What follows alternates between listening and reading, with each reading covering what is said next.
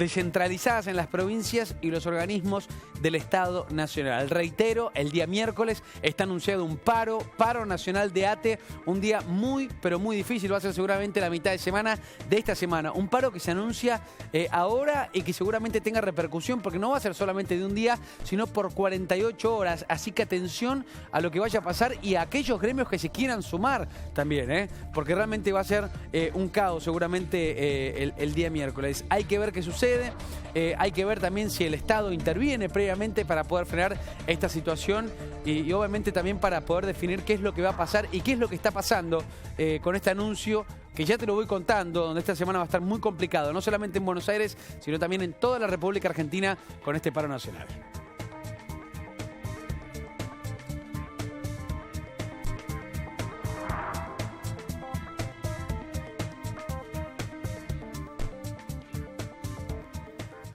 Y es un escándalo lo que está sucediendo en Brasil y de esta manera te lo contamos.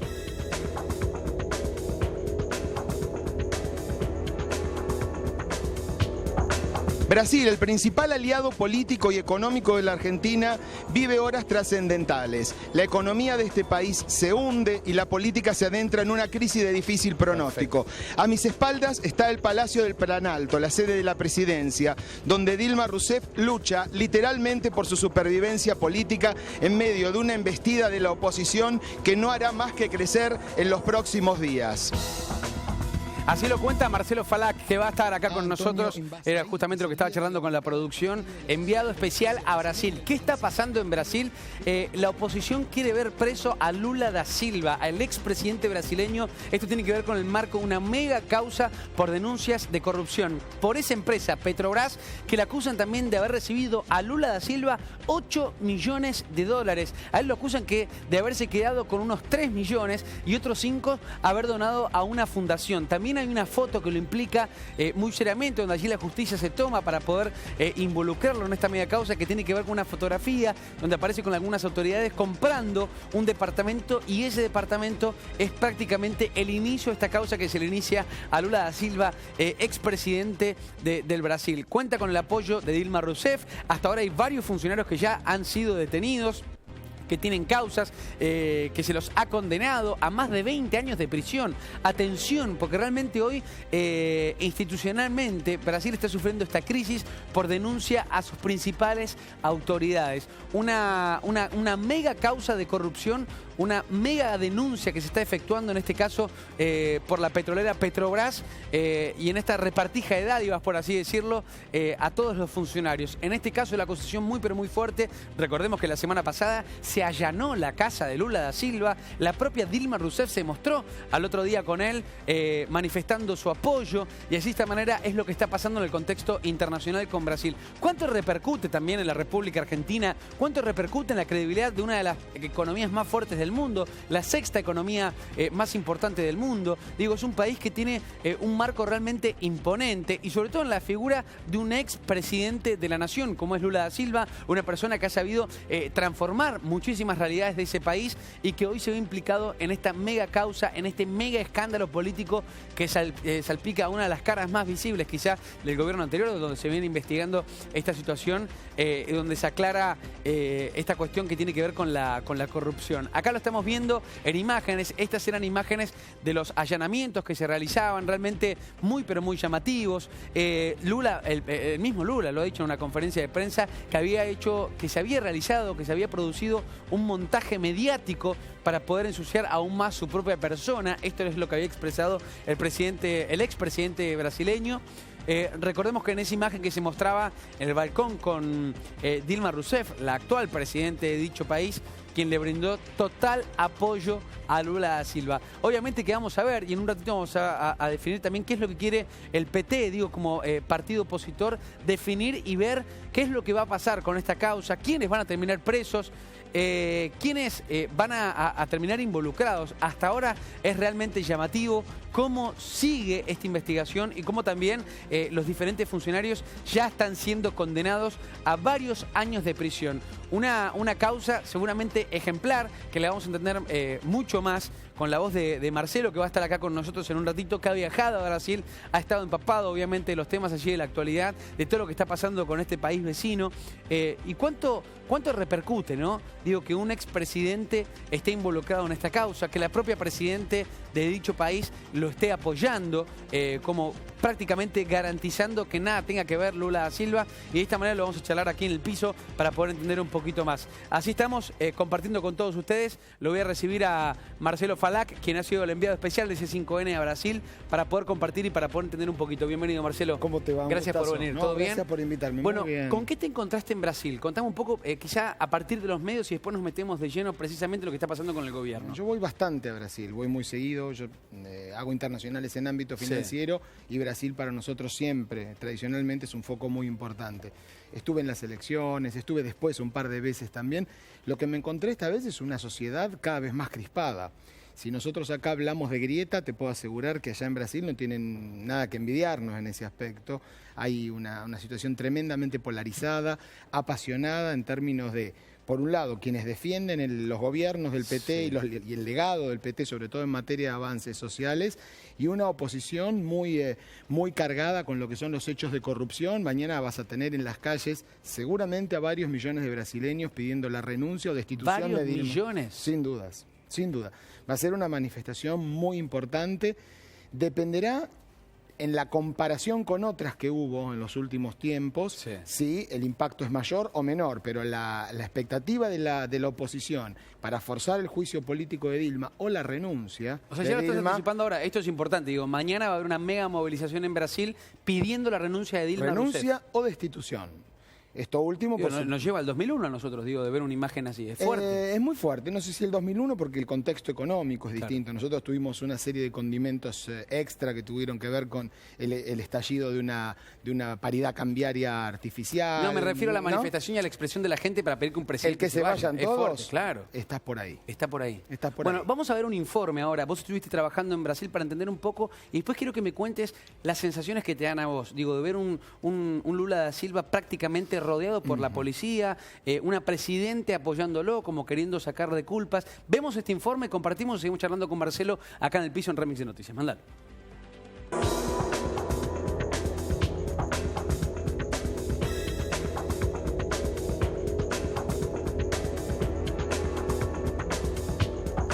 Brasil, el principal aliado político y económico de la Argentina, vive horas trascendentales. La economía de este país se hunde y la política se adentra en una crisis de difícil pronóstico.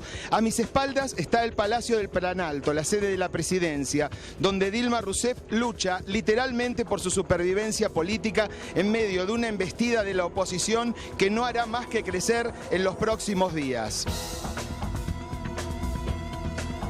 Antonio Embaçaí es el líder de la bancada del Partido de la Socialdemocracia Brasileña, el principal partido de la oposición al gobierno de Dilma Rousseff. Usted, como líder de la principal bancada opositora, obviamente tiene mucho que decir respecto de lo que va a ser la tramitación del impeachment, del juicio político allí. Déjeme ser brutal con la pregunta. ¿Dilma Rousseff termina este año como presidenta de Brasil? É imprevisível, mas a possibilidade grande de não terminar. Nós queremos uma solução que seja constitucional, que esteja na nossa carta principal, que é a Constituição brasileira. A presidente Dilma Rousseff, ela cometeu crime de responsabilidade, ela recebeu dinheiro sujo do escândalo de corrupção da Petrobras, e isso tudo leva à saída dela.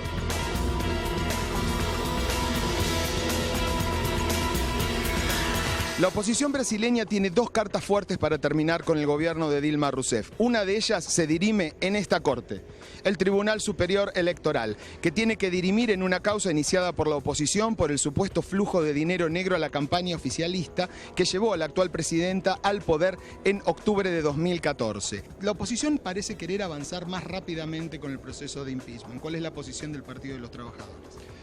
Infelizmente, o Brasil vive uma crise política intensa por conta de uma decisão extremamente irresponsável desta oposição.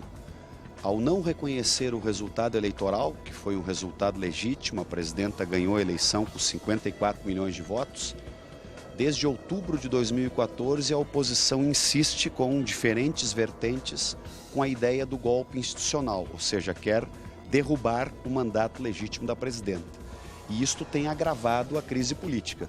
Eu estou absolutamente tranquilo de que a oposição não conseguirá este intento, mas infelizmente este movimento irresponsável de apostar no quanto pior melhor está trazendo prejuízos enormes para a economia brasileira e para a normalidade democrática do país. Estamos en una crisis político-económica. Entonces lo que se pasa es, cuando se quiera marchar con la economía hay problemas políticos. Entonces hay un bloqueo de las decisiones económicas que podrían ayudar al empresario en este momento.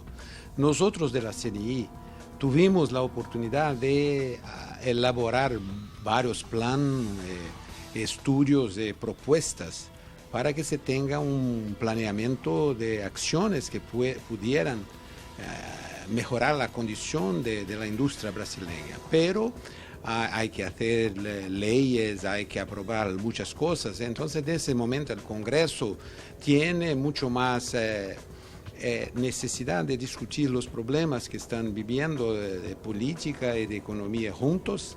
¿Se puede seguir así eternamente removiendo en hechos de corrupción o tendría que haber algún tipo de salida o de comisión investigadora, se me ocurre, de manera tal de acelerar los plazos y no entrar en una crisis permanente? Primeiro, eu acho que a lei da colaboração premiada é uma lei fantástica. Não tivéssemos essa colaboração premiada, dificilmente as investigações chegariam onde estão chegando, porque rigorosamente no governo do ex-presidente Lula organizou-se uma quadrilha, uma organização criminosa que tomou conta da Petrobras e de outras empresas ligadas ao governo. Não fosse a delação premiada, no llegaríamos a donde nós llegamos. ¿El PT tiene número para evitar que eso ocurra, para evitar la destitución de la presidenta, por lo menos en el trámite que se supone va a comenzar en la Cámara de Diputados? Com certeza, isto é seguro, né? Nós temos número. O problema é que a oposição ela não está tão preocupada com o número. A oposição quer fabricar mais crise política.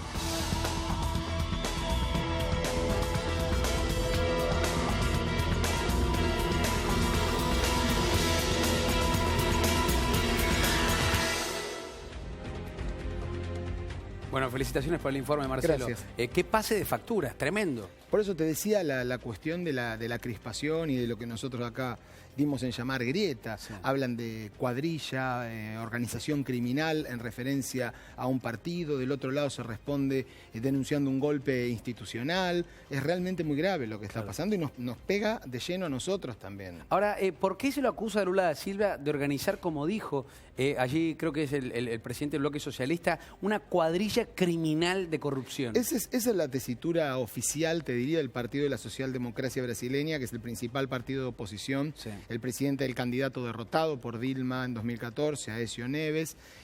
El PT viene de escándalo en escándalo, Nicolás. Realmente es muy difícil no pensar que el PT está hasta acá en escándalo de corrupción. Primero fue el Mensalao en el gobierno de Lula. Milagrosamente o no milagrosamente, porque la economía marchaba realmente bien, Lula logra la reelección a pesar de eso. Ahora es el Petrolao. Son todos esquemas similares que tienen que ver con la apropiación de cajas del Estado, supuestamente. En el caso del Mensalao ya directamente probada, en el caso del Petrolao ya hay condenados también, para la distribución y compra de voluntades, por ejemplo, en el Parlamento, para la financiación de campañas políticas y algún vuelto, ¿por qué no?, también que se va a cuentas personales. A Lula se le adjudica básicamente el haber actuado como un lobista de grandes constructoras contratistas del Estado como presidente y después de haber dejado Por la eso hay presidencia. una foto que se mostró muchísimo esta semana que tiene que ver con un Lula da Silva dentro de un departamento, como queriendo comprar un departamento que lo involucraba con un, no sé si un funcionario o algo. Hay una situación con Sí. un triplex en Guarujá, en la playa, en el Sí. estado de San Pablo. Él había entrado en el pozo, digamos, pagando para construir el departamento. Después la empresa que lo estaba haciendo quebró, la obra quedó inconclusa.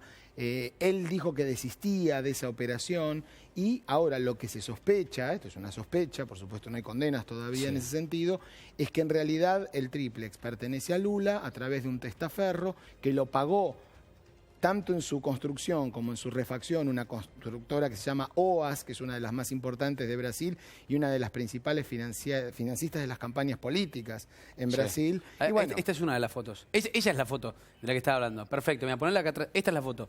Esta es la foto que yo te hablaba, justamente. Claro. Es que él va a ese lugar también. Ahí va como presidente. Digo, acá estaba como presidente. Sí, pero es un lugar de descanso. Es un lugar de descanso. Él dice que va como invitado. Y que también se le está adjudicando una granja, que también él dice que no le pertenece. Entonces por eso se le está acusando por ocultamiento de propiedades, lavado de dinero, falsedad ideológica, es decir, truchar la declaración jurada. ¿Sí? Pero ahora, bueno, todo esto está en investigación. Lo más fuerte tiene que ver con la posibilidad de haber recibido de Petrobras $8 millones. Estos casos se refieren a una constructora que se llama OAS, que supuestamente, esta es la denuncia, actuaba como contraprestación de contratos con Petrobras. O sea, es dinero desviado de Petrobras hacia contratistas del Estado, y estas empresas contratistas entonces supuestamente después distribuían el dinero. Digo supuestamente porque hay condenas en algunos casos, pero no son condenas firmes. No son condenas, son condenas en primera instancia, entonces bueno. Lo llamativo, Marcelo, es que ya hay funcionarios presos. Hay funcionarios, pero tenés si lo bajamos acá al país. Pero tenés senadores, al ex tesorero del Partido de los Trabajadores, al ex jefe de gabinete. Tipos súper importantes. ¿Con condenas de Nicolás. cuántos años? Bueno, la semana pasada, esta semana, mejor dicho, la de Marcelo Odebrecht, que es el presidente de la principal constructora de América Latina. No estamos hablando de un 4 de copas, 19 años y 4 meses de cárcel. Digo, presten atención, a funcionarios del Estado que le están dando 19 años. En este caso son empresarios, como si vos pensás en el empresario más importante que te quieras imaginar de la Argentina y hacer el paralelo. ¿Cuándo lo vimos acá? No, evidentemente no, y tampoco lo ha visto Brasil esto. Lo que pasa es que acá se dan una serie de situaciones. Hay un juez federal en Curitiba, estado de Paraná, Sergio Moro, que lanzó una especie de manipulite. ¿Te acordás de la causa en Italia en la década del 90? Él anticipa en un paper en el 2004, analiza el caso italiano. Es muy interesante. Si te interesan estos temas, vi la introducción que hacías antes, estás absolutamente en tema. Te lo recomiendo que lo veas. Bueno. Está en internet. Es un paper en el que analiza el caso italiano y dice, esto es aplicable a Brasil. ¿Cómo? A través de jueces de ataque, a través de la institución de la delación premiada, lo que nosotros conocemos como ley del arrepentido, a través de la imposición de prisiones preventivas prolongadas como forma de presión a los acusados para que confiesen y entreguen a peces más grandes, a través de la filtración de los operativos con un tinte espectacular a la prensa amiga. Él habla de prensa amiga, esto es textual, es muy interesante. Wow. Y esto en 2004 él anticipaba todo esto. Dilma es considerada una mujer muy republicana, incluso por sus adversarios, que no tuvo nunca control ni de la Policía Federal, ni del Ministerio Público Federal, ni por supuesto de la Justicia Federal.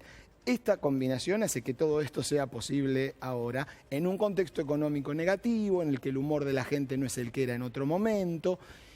Todos te dicen, hasta quienes la aborrecen, que Dilma no robó, pero sí que fue permisiva con la corrupción. Pero perdón, la foto de Dilma Rousseff en el balcón, en la conferencia de prensa con Lula, apoya a Lula a decirle vos tampoco robaste. Bueno, obviamente que ellos se ponen espalda con espalda y mantienen esta posición. Yo no puedo elaborar un juicio respecto de la figura de Lula. Lula ha sido para la política brasileña y sudamericana, te diría, una figura demasiado grande. Ha transformado muchas cosas, sí, claro. Y bueno, me parece que una pregunta que uno se tiene que hacer es de qué manera ha malversado la izquierda brasileña su propio legado de gobierno, el haber sacado de la pobreza y de la miseria 40 millones de personas, el haber cumplido con una meta que parecía imposible, aquella vieja promesa de Lula de que los brasileños tuvieran 3 comidas por día, que desayunaran, almorzaran y cenaran, y esto lo logró el Partido de los Trabajadores. Esta es la foto que hablábamos recién, gracias Ale. Esta es la foto que me parece en un punto limpia de culpas, o por lo menos es lo que quiere hacer Dilma Rousseff a Lula, ¿no? Porque el PT es Lula. Ahora, Nicolás, me está diciendo Lula, el PT no existe. Claro. Fue Lula quien puso a Dilma también ahí, ¿no? Así bueno, es. digo, prácticamente de la mano le dijo, tenés que ser vos. Ahora, es fuerte porque vos me estás anticipando que mañana en Brasil millones de brasileños van a estar pidiendo la renuncia del actual presidente, Dilma Rousseff. O destitución, porque también es una forma de presión, tanto a, como veíamos en el informe, al Senado, al Tribunal Superior Electoral, que está, esto sería inédito, que anulen 2 años después, 1 año y medio después el resultado de una elección. Yo esto no lo recuerdo en ningún lugar del mundo. Y puede llegar a pasar. hay una causa tramitada y avanzada. Yo no me parece la forma más probable en la que se deshagan de Dilma. Déjame ir un poco más allá, Marcelo. ¿Cuánto influye? Vos sos un tipo que, como decías en un principio, has viajado muchas veces a Brasil. Sí. Has visto la época en los últimos años prácticamente de oro de Brasil, donde Petrobras ha sido un ícono de crecimiento, claro, de venta de petróleo tremendo, ubicándola en una sexta economía en el mundo. Digo, el tanque deseado por todo el Mercosur, prácticamente Brasil. Ver hoy esta crisis política económica, porque mancha las dos cosas, son como primas hermanas, ¿cuánto daña la institucionalidad democrática del propio país? Un montón. Porque pase lo que pase va a quedar una mancha, Nicolás. Si Dilma sigue y no es destituida, la mitad de los brasileños van a tener la certeza, te diría, de que hubo un encubrimiento atroz de un esquema de corrupción vastísimo. Si Dilma es destituida y Lula va a la cárcel, la otra mitad de los brasileños se van a quedar con la seguridad de que el PT, su legado y las políticas de inclusión social fueron saboteadas por la élite política y empresarial y judicial del país. Esto le hace un daño enorme a Brasil en el largo plazo. A ver, obviamente que hay que perseguir los hechos de corrupción. Lo que sí yo planteaba también el otro día en una nota en ámbito, también en la cobertura que hicimos desde Brasilia, la figura de la delación premiada, de la ley del arrepentido, y lo menciono porque en Argentina se anunció el tratamiento de una ley en este sentido. Es muy importante para lograr confesiones, pruebas y condenas. Ahora, si vos tenés una ley del arrepentido en un país donde socialmente hay una gran tolerancia hacia la corrupción y donde te fallan todos los mecanismos de control para evitar que la corrupción se concrete. Cualquiera va a llegar a esa Lo instancia. que tenés es una crisis política, claro, de esta envergadura, claro, porque vas a tener esquemas de corrupción vastísimos. Y me equivoqué, perdón. Entonces no es que no a la ley del arrepentido, sí, absolutamente a la ley del arrepentido, pero fortaleciendo los organismos de control, claro, sí, y previniendo que se generen esquemas de esta índole. Vayamos un poco Brasil en los ojos del mundo, porque estamos hablando de la parte interna. ¿Cuánto repercute? También estoy imaginando en todas esas empresas que buscan inversiones o que se asientan en Brasil. Recordemos que un estado solo de Brasil, digo, es prácticamente la población completa de Argentina. Sí, San Pablo es claro, casi Argentina completo, es el polo industrial más fuerte. ¿Cuánto repercute también, digo, a los ojos del mundo esta crisis que está viviendo Brasil hoy? Muchísimo. El mundo, lo que llamamos el mundo, pero que tiene que ver con un mainstream de medios de comunicación importantes, de líderes políticos, etcétera, es muy procíclico y muy ciclotímico. En su momento era la moda Brasil. Brasil estaba de moda, Lula era un gerente de relaciones públicas excepcional y Brasil era la meca. Vos sabés, como periodista que hago internacional, lo que me costaba acá convencer a la gente, decir, muchachos, aflojen un poquito. Brasil es un gran país, es súper prometedor, es nuestro principal socio y aliado, tiene un montón de problemas, no es Suiza. Porque vos te acordarás, en algún momento la moda era que Brasil nos pasa por arriba, le pasa por arriba a todo el mundo, y mucha gente se enamora de las tendencias. Hoy por hoy Brasil no está precisamente de moda, y la verdad es que esta crisis política lo daña un montón. ¿Y con Argentina? ¿Cómo es la relación, digo, del presidente actual Mauricio Macri con Dilma Rousseff? Y ante esta situación, ¿cómo se expresan los líderes? Una relación institucional correcta. Macri también ha recibido al líder de la oposición, a Aécio Neves, que es el hombre, que es el principal impulsor de todo esto, del juicio político. Claramente. También impulsa estas manifestaciones. Ojo, también un tipo 4 veces mencionado por arrepentidos con esquemas de corrupción y de financiación ilegal de su campaña. Las 3 primeras, no sé. Yo te digo, realmente no sé. Las 3 primeras le archivaron esas causas. Ahora hay una mención más de un senador del PT que está preso, un senador que está preso en prisión preventiva, del Cidio Amaral. Bueno, este hombre, por afinidad ideológica, es muy cercano a Mauricio Macri, se han reunido, han hablado, pero la relación de Macri con Dilma es buena, porque Brasil necesita a Argentina y Argentina necesita a Brasil. No hay un enfrentamiento en ese sentido de tipo ideológico. Es realmente fuerte, recién lo veíamos en el informe que hacía Marcelo, estamos tratando de entender un poquito qué está pasando con lo que creíamos hasta hace algunos años, era eso, ¿no? Era la panacea prácticamente en Brasil, en crecimiento de cualquier tipo. Vos veías la situación inmobiliaria en la Argentina y decías, bueno, pero en Brasil es tremendo, veías el petróleo en Argentina, pero en Brasil es tremendo. Pero ¿sabes por qué, Nico? Porque también se utilizaba políticamente en la Argentina a favor y en contra del gobierno que teníamos entonces, el de Néstor Kirchner y Cristina Kirchner. Se utilizaba el caso brasileño para arrojarse dardos de un lado al otro. Pero Cris ayer acá no. Claro, porque la idea era, bueno, esa es una izquierda moderada, no es una izquierda populista como la que tenemos nosotros. Entonces el centro derecha argentino tomaba a Brasil como un ejemplo a seguir. Entonces la política exterior muchas veces se utiliza para esto, para pasar mensajes de tipo interno. Y también al revés, se enfatizaba desde el otro lado todo lo que fue la impronta socialmente inclusiva de Brasil. O en el caso de Venezuela, digamos, también ha generado embanderamientos, para mi gusto, demasiado exagerados y poco adaptables en una comparación a la realidad argentina. Pero bueno, la política exterior también sirve para esto. La veo a Dilma acá, respecto a su imagen, desde que inició su presidencia hasta ahora metida en este escándalo, que realmente digo, por más que la gente piense que ella no ha estado involucrada directamente, por que lo no menos, se enriqueció, que no se dejó hacer. Claro, esta es la percepción. ¿Cómo es el tema de la imagen de Dilma Rousseff Es un hoy en Brasil? desastre, está brillando el 10-11% de imagen positiva, nada. No es una mujer simpática, no es una mujer carismática. Dilma se la vendió a los brasileños para que la voten como una gran gestora. O como la sucesión de Lula también, de la sí, continuidad de Lula. pero como una gran gestora. Él decía, bueno, ahora viene el momento de la gestión, ¿no? Él era el carisma y venía la gestión. Y la verdad es que tampoco fue una gran gestora. Claro. Tampoco fue una gran gestora. Es cierto que la economía internacional empezó a soplar en contra. Vos fijate, 2002, 2003, 2004, hasta 2010. 2009, que fue 2008-2009 fue la crisis, pero acá la economía de nuestros países siguió más o menos bien, más allá del bache de 2009. A todos los países de América Latina le fue bien. Le fue bien a la derecha en Colombia, derecha y centroizquierda en Chile, al kirchnerismo en Argentina, al PT en Brasil, al Frente Amplio en Uruguay. Digo, era muy importante el impulso de la economía internacional. Se terminó el impulso de la economía internacional. Hoy es todo lo contrario. Estamos hablando del boom de la soja, estamos hablando del boom de la soja, el petróleo, de todo. Tal cual. ¿Cómo ves a este Brasil devaluado? Lo veo como un gran problema para nosotros. Porque en su moneda también, sí, claro, implica muchísimas cosas. ¿Por qué un problema para nosotros? Brasil es el principal socio comercial de la Argentina. Hay una enorme imbricación económica entre los dos países. Los sectores automotores de los dos países están absolutamente integrados. Tenés más de 200, 250 empresas brasileñas operando en la Argentina.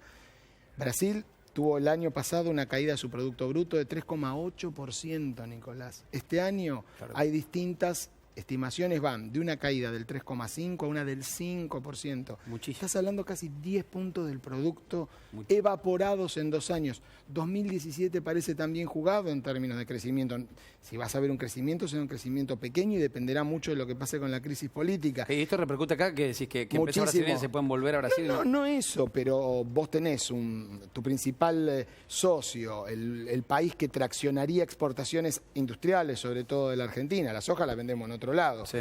Y que no va a traccionar. Y por otro lado, en términos de tiempos políticos, bueno, nuestro gobierno está tratando de, lo ha dicho Alfonso Prat-Gay, de hacer un ajuste suave, paliar el bache de ese ajuste, digamos, con la toma de deuda y la apuesta del gobierno claramente llegar fortalecido a las elecciones de mitad de mandato de 2017. Uno puede preguntarse cuán fortalecido o no llegará en función de lo que sea la realidad económica. Brasil es un elemento que no juega a favor de una economía argentina que vaya a despegar fuertemente. No digo que no vaya a ocurrir. Digo, ese es un factor que nos juega en contra. Bueno, la verdad que clarísimo lo tuyo, Marcelo. Te invito a que te quedes. Dale. Porque tú quieres un móvil ahora que está asociado a lo tuyo, que vos viajás permanentemente, haces internacionales en el ámbito financiero.